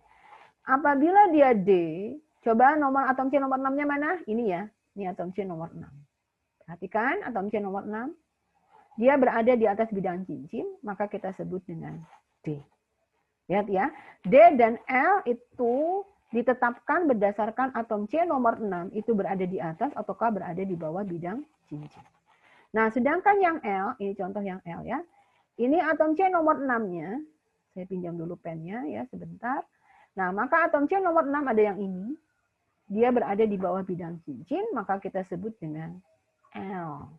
Oke. Jadi D dan L itu perhatikan hanya pada atom C nomor 6. Lihatin atom C nomor 6-nya berada di mana gitu kan ya. Berada di atas ataukah berada di bawah bidang cincinnya. Oke, itu saja ya untuk D dan L. Bukan kanan dan kiri, tetapi atas dan bawah untuk yang proyeksi Howard. Nah, kemudian dari sini kita bisa menetapkan penulisan alfa dan beta. Gitu ya. Kalau alfa dan beta itu nantinya kita lihat gugus OH-nya pada atom C nomor 1. Ingatin ya, atom C nomor 1. Apabila dia D, maka gugus OH-nya berada di bawah bidang cincin. Maka kita sebut dengan alfa. Ingatin ya, gugus OH pada atom C nomor 1 berada di bawah. Apabila dia D, ingatin, ini apabila D ya. Apabila D, gugus OH pada atom C nomor 1 itu ada di bawah bidang cincin, maka kita sebut dengan alfa. Apabila dia berada di atas bidang cincin, maka kita sebut dengan beta. Ya, asalkan itu D. Ingatkan ya, apabila D, gugus OH pada atom C nomor 1 ada di bawah, maka dia alfa. Kemudian apabila gugus OH pada atom C nomor 1 ada di atas, maka dia sebut dengan beta. Oke, saya contohkan yang tadi ke atas ya. Nah, ini nantinya kita bisa melihat bahwasanya ini D. Karena atom C nomor 6-nya berada di atas bidang cincin. Ini alfa atau beta? Lihat atom C nomor 1. Ini nomor 1 ya. Nah, kemudian di sini nanti kenapa dia disebut dengan alfa? Karena gugus OH-nya ada di bawah bidang cincin gitu ya, maka disebut dengan alfa. Apabila nanti gugus OH-nya ada di atas nih, katakanlah di sini gitu kan ya. Nah, H-nya ada di bawah, kita kembalikan di sini ada H-nya gitu ya. Nah, di bawah sini, maka nanti alfanya ganti menjadi beta. Nah, beta D tulisannya glukosa. Oke ya. Kalian bisa mempelajari nama ini. Ini apabila kondisinya terbalik gitu ya. OH-nya ada di atas, H-nya ada di bawah karena dia berada di bidang cincin. Itu untuk yang D. Oke? Kita lanjutkan lagi. Untuk yang L, nih untuk yang L ya penjelasannya, yang level karena dia nanti atom C nomor 6-nya ada di bawah bidang cincin, maka ini adalah L, maka agak sedikit berbeda. Kita lihat nantinya gugus OH-nya gitu kan ya pada atom C nomor 1, ini kebalikan dari D ya. Apabila dia berada di bawah bidang cincin, diberi dengan alfa. Apabila dia berada di atas bidang cincin, dia diberi dengan beta. Ini masih tetap atom C nomor 1 ya, atom C nomor 1-nya itu kita lihat nantinya OH-nya di mana. Oke ya. Ini OH-nya ada di mana. Apabila nanti dia L, OH-nya ada di atas. Ini di atas kan? Maka kita sebut dengan alfa. Oke, ini alfa ya. Ini gambar ini kan alfa L glukosa. Tapi apabila kita pindah nantinya OH-nya ada di bawah sini, kemudian H-nya ada di atas sini, oke? Maka nanti bentuknya menjadi apa? Pada atom C nomor 1. Beta Tetap L ya, karena ini ada di bawah glukosa. Ya, kalaunya kalian tidak memahami dengan baik, kalian ulang kembali apa yang saya sampaikan ini. Jadi kalian bisa menentukan D, L, alfa, dan beta dari suatu monosakarida. Nanti penting sekali pemanfaatan penamaan ini, gitu kan ya, untuk kita bisa merekayasa produk-produk yang berbahan bakunya adalah karbohidrat. Mudah-mudahan bisa dipahami dengan baik ya. Oke. Nah, itu pemberian namanya. Nanti akan saya berikan tugas kepada kalian sehingga kalian bisa melatih untuk penulisan nama ini dalam proyeksi Howard. Oke? Semuanya mudah-mudahan sudah jelas. Begitu. Nah, ini tadi jenis-jenis monosakarida. Nah, ini adalah penjelasan saya tentang monosakarida, begitu kan ya. Jadi, dia jenisnya cukup banyak. Nah, kemudian, oke, mudah-mudahan bisa jelas ya untuk yang monosakarida itu. Kemudian yang kedua yang saya harus jelaskan kepada kalian, itu adalah bahwasanya monosakarida itu kan satu unit sakarida atau satu unit polihidroksiketon kah, atau satu unit polihidroksialdehid kah, gitu kan ya. Nah, itu baru kita sebut dengan monosakarida. Ternyata di alam itu tidak hanya bentuknya monosakarida. Jadi tidak hanya glukosa, tidak hanya galaktosa, tidak hanya manosa, tidak hanya fruktosa, tagatosa, sarbosa, begitu kan ya, ribulosa, ribosa, silosa, arabinosa. Tidak hanya itu bentuknya.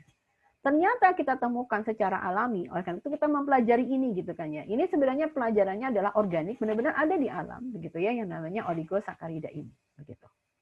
Nah, maka kita bisa perhatikan di sini gitu kan ya, bahwasanya nanti yang namanya monosakarida itu dia bisa secara alami itu terjadi biosintesis di alam gitu ya. Sebenarnya juga sekarang sudah bisa kita pelajari untuk melakukan biosintesis secara in vitro. Artinya kita bisa melakukan reaksi kimia biasa yang bukan ada di dalam si tanaman itu sendiri begitu kan ya. Nah, ternyata antara monosakarida dengan monosakarida yang lain itu saling bisa berikatan satu dengan yang lainnya begitu ya. Ada yang 2, ada yang 3, ada yang 4 begitu kan ya. Nah, maka kita pelajari dulu gitu kan ya, ikatan-ikatan monosakarida ini yang tidak lebih dari 19 monosakaridanya. Nah, oleh karena itu ada yang memang mengkategorikannya IUPAC, IUB gitu kan ya. Dia mengkategorikan bahwasannya oligosakarida itu kandungannya adalah antara 3 sampai 10 gula. Gula di sini adalah monosakarida. Tapi ada yang lain menyebutkan bahwasannya terdiri antara 3 sampai 19 unit monosakarida. Itu juga sebutannya adalah oligosakarida. Akan tetapi juga ada yang mengklasifikasikan bahwasanya yang 2 unit juga gitu ya, 2 unit monosakarida yang mungkin orang biasanya menyebutnya disakarida, itu juga masuk ke dalam oligosakarida. Nah, maka dalam hal ini saya gabungkan saja jadi satu begitu kan ya, oligosakarida itu mulai dari 2 sampai ke 19 unit gitu kan ya. Kita sebut dengan oligosakarida. Jadi oligo itu lebih daripada satu, kalau mono kan satu. Jadi oligo itu ya kurang dari sampai 19 ya, kurang dari 20 lah. Begitu maka kita sebut dengan oligosakarida. Jadi monosakaridanya itu kita ikat satu dengan yang lainnya. Sebenarnya ada secara alamiah begitu ya, terjadi secara biosintesis gitu kan ya di dalam si tanaman itu. Nah, maka sebelum saya menjelaskan kimianya oligosakarida gitu kan ya. Kenapa sih kita mempelajari ini gitu kan ya? Selain monosakarida tadi kan sudah basic food gitu kan ya, bisa menjadi sweetener dan segala macamnya. Maka ternyata oligosakarida itu merupakan suatu hal yang ada secara alami gitu kan ya. Tapi juga bukan produk murni. Maksudnya itu dia tidak berdiri sendiri. Jadi oligosakarida kalau ada ikatan-ikatan lain nantinya. Dia memang tidak murni kecuali kita murnikan gitu ya. Jadi secara alami itu oligosakarida dia berdiri sendiri, tetapi ada ikatan yang lain. Tidak bisa berdiri sendiri maksudnya, begitu ya. Dan merupakan campuran dengan berbagai macam derajat polimerisasi. Maksudnya derajat polimerisasi itu adalah dia ada yang 10 ikatan monosakaridanya, ada yang 12 ikatan monosakaridanya, ada yang 18 begitu ya ikatan monosakaridanya. Oleh karena itu kan dikatakan sebagai berbagai macam derajat polimerisasi ini, oligosakarida. Nah, tentu saya sebutkan di awal tadi bisa 3 gitu kan ya, bisa 19 begitu kan ya untuk jumlah monosakaridanya, tetapi kita sebut dengan oligosakarida. Mungkin sedikit pengetahuan ya untuk kalian, tapi ini bukan kimia, tetapi dari kimia itu kita bisa memanfaatkannya di dalam kehidupan kita sehari-hari. Jadinya Yang namanya oligosakarida itu sifatnya adalah dia merupakan prebiotik. Mungkin kalian kenal probiotik ya. Pro-nya itu adalah bakteri asam laktatnya yang bisa hidup di suatu media. Medianya itu yang kita sebut dengan prebiotik. Nah, ternyata oligosakarida itu adalah suatu media yang sangat disukai tumbuh oleh si bakteri asam laktat itu. Begitu, yang merupakan probiotik yang sangat diperlukan oleh tubuh. Nah, kemudian apabila kita mengkonsumsi yang namanya media-media ini gitu kan ya, bahan-bahan ini yang banyak mengandung oligosakarida, maka sebenarnya memudahkan bagi bakteri asam laktat untuk tumbuh, yang dimana bakteri asam laktat ini adalah bakteri baik yang bisa mematikan bakteri-bakteri patogen. Oleh karena itu pada saat ini orang pandemi gitu kan ya, itu sangat penting sekali kita mengkonsumsi yang namanya prebiotik sebagai tempat tumbuhnya bakteri asam laktat, sehingga bisa melawan bakteri-bakteri yang lain ataukah penyakit-penyakit yang lain yang sifatnya adalah patogen atau sifatnya adalah penyakit gitu ya.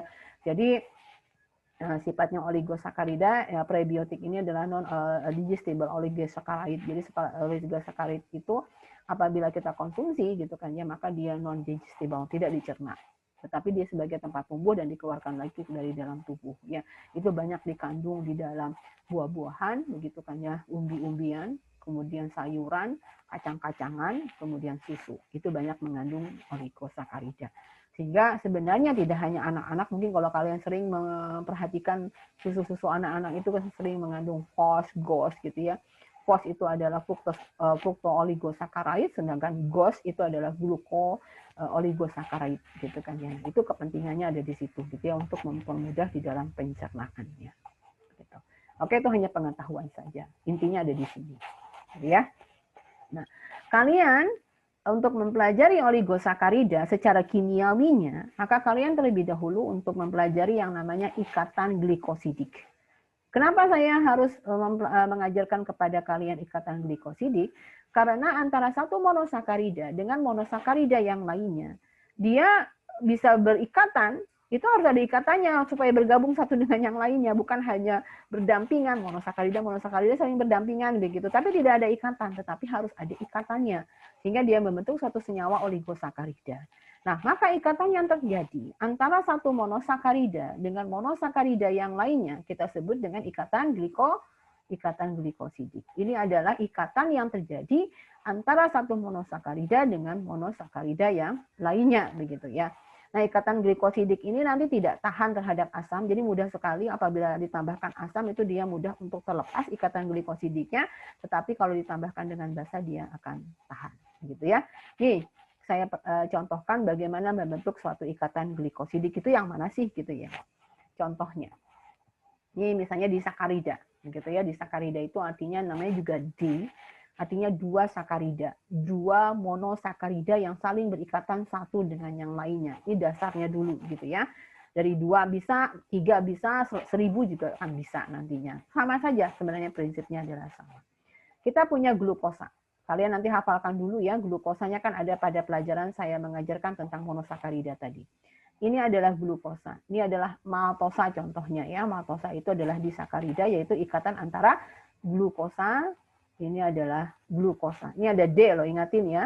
D itu artinya rantai atom C nomor 6-nya di atas bidang cincin. Oke, benar? Sudah. Ini ada alfa. Alfa artinya kita lihat gugus OH pada glukosanya ada di bawah. Ini asalnya di sini ada OH-nya ya, tapi karena berikatan jadi hilang. Ya. Nah, ini adalah di bawah, bukan? Gugus OH-nya sama-sama nih D alfa ya. O ini adalah menunjukkan oligosakarida ya, oke. Ini adalah oligosakarida. Jadi maltosa itu adalah oligosakarida yang dia berikatan antara glukosa dengan glukosa. Ingatin ya, glukosa bentuknya D dan bentuknya adalah alfa. Ini penting. Penting sekali alfa dan D itu disebutkan. Begitu ya, supaya kita tahu letaknya ada di mana nih. Atom C nomor 6 dan atom kemudian OH pada atom C nomor 1 ada di atas apakah di bawah. Begitu, itu beda sekali nanti sampai kita membentuk yang namanya suatu disakarida, trisakarida, sampai yang namanya polisakarida. Begitu ya, itu penting. Nah, kemudian juga dari penamaan ini kok ada P. Nah, P ini apa tadi? Kalau glukosa bentuknya benzen bukan? Piranosa. Ya, jadi bisa kalian pahami. Ini adalah piranosa, ini alfa-nya ada di bawah, ini O-nya adalah oligosakaride, Ini alfa, ini D, glukosa piranosa, kemudian ini D, glukosa piranosa. Jadi antara glukosa, ini satu glukosa dengan satu glukosa yang lainnya saling berikatan, begitu kan ya? Nah, kemudian dari situ nantinya kalian bisa membentuk suatu ikatan glikosidik. Yang mana ikatan glikosidik? Ikatan glikosidik itu terjadi di sini penyebutan dia bisa 14, bisa 16, bisa 13, bisa 15, ya terserah gitu kan ya. Tapi secara alami maltosa itu ikatannya adalah 1. Jadi pada glukosa atom C nomor 1, atom C nomor 1 pada glukosa pertama yang mana? Ini bukan? Nih, ingatin ya. Kemudian keempat pada atom keempat pada atom pada molekul glukosa selanjutnya. Jadi atom C nomor 4 pada atom glukosa selanjutnya. Yang mana yang nomor 4 untuk atom untuk molekul glukosa selanjutnya? 1, 2, 3, 4. 4 ya. Nah, ingatin ini nomor 4-nya. Jadi antara nomor 1 dengan nomor 4. Karena ini berikatannya katanya antara 1 dengan 4-nya. Nah, maka kalau misalnya glukosa, gugus OH pada atom C nomor 4 ada berada di mana? Di bawah. Asalnya kan begini. Oke? Bisa dipahami asal-asalnya begini. Nah, kemudian terjadi proses gitu kan ya, terjadinya ikatan glikosidik. Maka nanti ikatan glikosidik itu terjadinya antara 1 dengan 4, 1 dengan 4, maka nanti ada satu molekul OH, ini ada satu molekul OH, dia saling berikatan akan menghasilkan apa? Satu molekul H2O, dia akan dilepaskan H2O-nya nanti. Gitu ya. Nah, kemudian OH yang ada di sini ada satu ya, diletakkan di sini. Nah, jadi O-nya ada yang satu ketinggalan, diletakkan di sini, OH ditambah dengan H2O, bukan? Ini dilepaskan ke lingkungan. Oleh karena itu, satu ikatan glikosidik kita menghasilkan satu molekul air. Oke ya? Nah, ini adalah ikatan glikosidiknya terjadi antara 1 dengan 4. Mudah bukan? Kita melakukannya. Oke, ini adalah maltosa. Oke. Yang lainnya juga bisa, ini adalah laktosa. Yang kedua adalah laktosa. Yang kedua adalah laktosa. Laktosa itu ternyata terjadi antara galaktosa dengan glukosa. Kan tadi saya sudah bilang pada menjelaskan monosakarida, bedanya galaktosa dengan glukosa di mana? Pada atom C nomor 4. Galaktosa ada di atas, yang 4 ya. Sedangkan untuk glukosa ada di bawah OH-nya sebelum terjadinya reaksi untuk membentuk ikatan glikosidik. Nah, kemudian ini ada yang beta. Ini artinya dia bentuknya gugus OH-nya di bawah, ini artinya adalah alfa. Gitu kan ya, glukosanya bentuknya alfa, sedangkan galaktosa bentuknya beta, sehingga gugus OH-nya karena D, gugus OH-nya di awalnya adalah di sini. Oke. Ya, seperti itu. Ini adalah laktosa. Diingatin ya, laktosa itu adalah ikatan antara galaktosa dengan glukosa. Oke. Kemudian di sakarida selanjutnya sukrosa. Nah, ini adalah sukrosa antara fruktosa, ini boleh saya pindah-pindah ya, fruktosanya sebelah sini, glukosanya sebelah sini untuk mempermudah saya untuk membuat suatu struktur kimianya, begitu ya, sama saja. Ini antara fruktosa berikatan 21 dengan glukosa yang bentuknya alfa, fruktosa bentuknya adalah beta. Ini adalah sukrosa yang mungkin sering kalian makan, yaitu gula pasir, gitu ya, gula tebu, begitu, itu adalah bentuknya, sebagian besar adalah sukrosa. Nah, kemudian ada trisakarida, yaitu maltotriosa. Ini antara glukosa, dan glukosa dengan ikatan glikosidiknya 14, 14 dan 14. Jadi ini 14, ini juga 14. Itu ikatan glikosidiknya ada di sini ya. Ikatan glikosidiknya ada di sini, ini 14. Ini juga adalah 14. Kalian bisa melihat kalau maltotriosa, glukosa, dan glukosa ikatannya. Oke ya. Nah, kemudian ada trisakarida yang lain yang namanya rafinosa gitu kan ya. Jadi rafinosa itu ikatan antara apa? Ada galaktosa, glukosa, dan fruktosa. Ini adalah galaktosanya, ini adalah glukosanya, ini adalah fruktosanya. Jadi berikatan antara itu dengan ikatan glikosidiknya apa? 16 dan 12. Ini adalah 16, kalian bisa pelajari lagi kembali. Ini adalah 12. Oke, bisa kalian pahami dengan baik. Kemudian yang ketiganya, yang selanjutnya ya, masih trisakarida juga, ada isokestosa gitu kan ya, atau satu kestosa sebutannya gitu ya. Ini ada yang namanya isokestosa. Nah, atau satu kestosa, dia dari glukosa, fruktosa, dan fruktosa. Ini adalah glukosa, ini fruktosa, ini adalah fruktosa. Jadi saling berikatan satu dengan yang lainnya. Dia adalah trisakarida karena ada 3 molekul monosakarida 1, 2, dan 3. Dan ini adalah, ini apa? Ini ikatan glikosidiknya 1 dan 2. Ini ikatan glikosidiknya 1 dan 2. Ya, mudah-mudahan bisa kalian mempelajarinya untuk ikatan glikosidik membentuk oligosakarida. Artinya trisakarida juga oligosakarida. Kemudian ada tetrasakarida, ya ini adalah stakiosa contohnya gitu kan ya. Maka di sini kita perhatikan bahwasanya terjadi antara galaktosa, glukosa, dan fruktosa. Ini adalah galaktosa, glukosa, ini fruktosanya. Ya, terjadi ikatan glikosidik 1 dan 6, 1 dan 6, dan 1 dan 3. Oke, itu bisa kalian pelajari. Begitu ya, ikatan-ikatan glikosidiknya antara berapa dan berapa. Memang kita pelajari dari alam sebenarnya. Tetapi kalau misalnya mau kreasi sendiri juga boleh, 1 dengan 5 ke, 1 dengan 4 ke, itu juga boleh. Oke ya, ini adalah contoh tetrasakarida. Dan yang lebih panjang lagi, saya tidak bicara tentang pentasakarida karena itu jarang terjadi gitu ya, jarang terbentuk. Oligosakarida itu biasanya paling banyak sampai stakiosa saja. Gitu ya, yang untuk rantai pendeknya. Tetapi nanti ada bentuk oligosakarida, higher oligosakarida yang bentuknya tidak murni tadi gitu kan ya. Nah, dia bentuknya bisa menjadi maltodextrin gitu kan ya, dengan dextrosanya. Jadi bisa disebut dengan dextrin. Mungkin kalian pernah mendengar kata dextrin, dia bentuknya kayak tepung nantinya gitu ya. Sudah kayak bentuknya tepung, tapi bentuknya dia adalah polimer yang kurang dari 20 gitu ya. Ada juga cyclodextrin, ini bentuknya cincin ya, cyclo artinya lingkaran.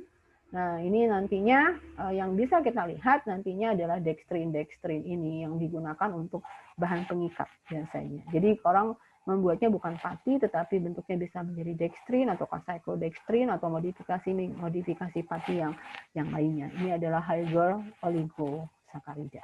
Jadi itu kalau kita mempelajari tentang oligosakarida, jadi bagaimana bentuk yang lain satu dengan yang lainnya untuk membentuk ikatan glikosidik. Jadi yang lainnya tinggal menghafalkan saja maltosa itu apa dengan apa, laktosa apa, sukrosa apa, dan seterusnya ya, tinggal menghafalkan saja. Kemudian bentuk-bentuk ikatan glikosidik itu hanya satu saja kalian paham dengan baik, maka kalian bisa memahami yang lainnya untuk membentuk yang namanya ikatan glikosidik. Ya, nah itulah monosakarida dan oligosakarida. Ada satu hal lagi yang tertinggal begitu kan ya. Sebentar. Ini penjelasan dari higher oligosakarida tadi gitu kan ya. Saya tidak menjelaskan dextrose ekivalennya. Saya ingin menjelaskan ke jenis-jenis oligosakarida yang ada secara alami, yang tadi sudah saya singgung juga. Ada yang namanya phos, gitu kan ya, ada yang namanya gos. Nah, ini bisa kalian temukan di alam. Dan paling banyak yang saya sebutkan tadi di umbi-umbian, di kacang-kacangan, di susu gitu kan ya. Kemudian di sayuran, di buahan itu banyak mengandung oligosakarida yang secara alami gitu ya. Di mana sifat-sifat dari oligosakarida ini dia mudah sekali untuk larut di dalam air karena kan banyak mengandung gugus hidroksil. Ya, dia mudah untuk larut di dalam air. Kemudian nantinya ada yang merupakan, nah ini nanti saya akan jelaskan lagi, ada gula produksi dan ada gula non produksi. Ada satu hal, karena sifatnya nanti ada oligosakarida itu ada gula produksi dan gula non produksi, nanti saya sebutkan, saya contohkan di sini apa yang dimaksud dengan gula produksi dan apa yang dimaksud dengan gula non produksi. Kemudian karena sifat glikosidik tadi, ikatan glikosidik itu tidak tahan terhadap asam, maka mudah sekali untuk dihidrolisis, artinya diputuskan dengan adanya asam. Begitu ya, karena tidak tahan asam gitu kan ya. Jadi mudah kita memutus-mutus oligosakarida menjadi rantai yang lebih pendek, bisa jadi menjadi monosakarida begitu ya. Jadi oligosakarida itu dibentuk menjadi monosakarida. Karena pembentukan oligosakarida itu sebenarnya secara alami begitu ya, bukan dibuat begitu. Walaupun bisa dibuat ya, nanti dia dari panjang ke pendek. Kalau dari pendek ke panjang itu agak sulit begitu kan ya. Maka bentuknya bisa dia tidak tahan terhadap asam. Itu sifat-sifat dari oligosakarida. Nah, maka di sini itulah sifat-sifat dari oligosakaridanya gitu ya, banyak dimanfaatkan karena dia juga banyak ditemukan di alam. gitu ya. Nah, sedikit saya akan tambahkan mengenai gula pereduksi dan gula non pereduksi, karena ini juga sangat berkepentingan sekali, begitu kan ya, untuk bagaimana kita mereaksikan, begitu kan ya, satu dengan yang lainnya dari gula-gula yang kita punya. Nah, penyebutan kata gula, ini biasanya juga orang menyebut yang namanya monosakarida itu dengan sebutan gula, ya, padahal nanti tidak seluruhnya rasanya manis seperti glukosa atau fruktosa begitu ya. Laktosa nggak manis begitu. Laktosa kan bukan. Galaktosa nggak manis. Galaktosa kan merupakan bentukan untuk laktosa yang banyak ditemukan di susu gitu kan ya. Dia adalah karbohidrat tapi tidak serasa manis seperti fruktosa ataukah glukosa apalagi dengan sukrosa begitu ya. Nah, itu penyebutan gula. Nah, nanti hal yang menyebutkan pereduksi dan non pereduksi ini gitu ya, non pereduksi ini itu disebutkan adalah untuk bisa memahami dia kondisinya nanti bisa reaktif ataukah tidak. Nah, maka kalau kita menyebutnya gula pereduksi gitu kan ya, maka gula itu pasti mengandung gugus OH yang reaktif. Tahu nggak gugus OH yang reaktif? Ya, kalau misalnya gugus gula non pereduksi, maka dia tidak mempunyai gugus OH yang reaktif. Nah, gugus OH reaktif dan tidak reaktif ini, apabila dia merupakan polihidroksialdehid, maka kita melihatnya harus pada apa? Lihat atom C nomor 1. Dia itu bebas ataukah terikat. Kemudian kalau misalnya dia itu nantinya polihidroksiketon, maka lihat atom C nomor 2. Kan nomor 2 keton, kalau nomor 1 kan aldehid. Kan tadi sudah saya jelaskan gitu ya. Jadi kita bisa melihatnya di situ. Nah, maka bisa kita lihat glukosa, maltosa, laktosa, maltotriosa itu adalah gula pereduksi, sedangkan yang non pereduksi adalah sukrosa, rapinosa, stakiosa itu adalah non pereduksi. Oke. Nah, itu mungkin lebih jelasnya saya lihatkan di sini yang mana yang OH bebas, yang mana OH yang terikat gitu kan ya, dengan melihat dengan contohnya adalah dari glukosa itu sendiri. Ini sudah saya beberapa yang sudah saya inikan. Oke. Saya gunakan di sini saja. Glukosa itu adalah apa? Pereduksi. Nih, kenapa saya sebut dengan pereduksi? Coba lihat atom C nomor 1 untuk aldehid. Bebas. Manosa juga pereduksi, bebas. Galaktosa juga bebas. Oke, pada atom C nomor 1 karena itu merupakan aldehid. Sedangkan kalau fruktosa, saya ingin menjelaskan fruktosanya karena kalau hanya proyeksi Fischer nanti nggak kelihatan. Cari fruktosa yang dia merupakan bentuknya kayak begini. Ya, bentuknya merupakan proyeksi Howard, jangan merupakan proyeksi Fischer. Atom C nomor berapa? Yang keton? Atom C nomor 2. Nih, nomor 2 ya. Saya gunakan pennya dulu sebentar. Nih. Yang nomor 2 kita perhatikan gugus OH-nya terikat nggak? Tidak. Artinya fruktosa juga termasuk ke dalam gula pereduksi. Begitu ya, jadi seluruh dari monosakarida itu sebenarnya pereduksi, seluruh monosakarida, karena gugus OH-nya tidak ada yang terikat, ya. Kecuali pada saat kita membahas oligosakarida. Nah, baru di sini saya bahas di sini yang dari oligosakarida. Kenapa maltosa itu adalah pereduksi, gula pereduksi. Coba lihat, OH pada atom C nomor 1-nya ada yang bebas nggak? Nih, ya saya gunakan ini. Tapi saya lihat dulu warnanya apa ya. In color-nya saya gunakan biru. Oke. Nah, ini gugus OH-nya. Biru nggak kelihatan ya. Ya, biar nggak apa-apa. Gugus OH-nya itu adalah bebas. Yang di sini memang terikat. Ini kan terikat dengan ikatan glikosidik. Tapi masih ada yang bebasnya. Nah, kemudian untuk yang laktosa. Laktosa gula pereduksi bukan?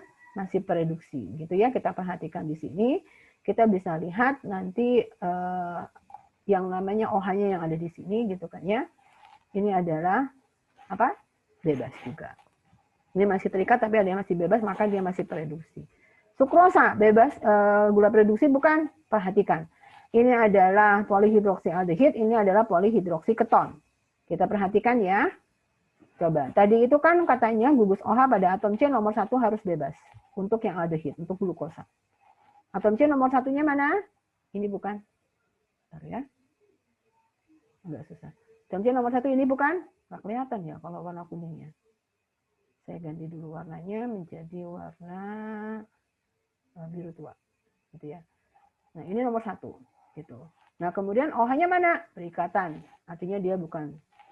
Kemudian pada fruktosa polihidroksiketon. Atom C nomor 2. Saya lihat yang nomor 2. Terikat juga. Maka ini adalah non pereduksi karena dia terikat.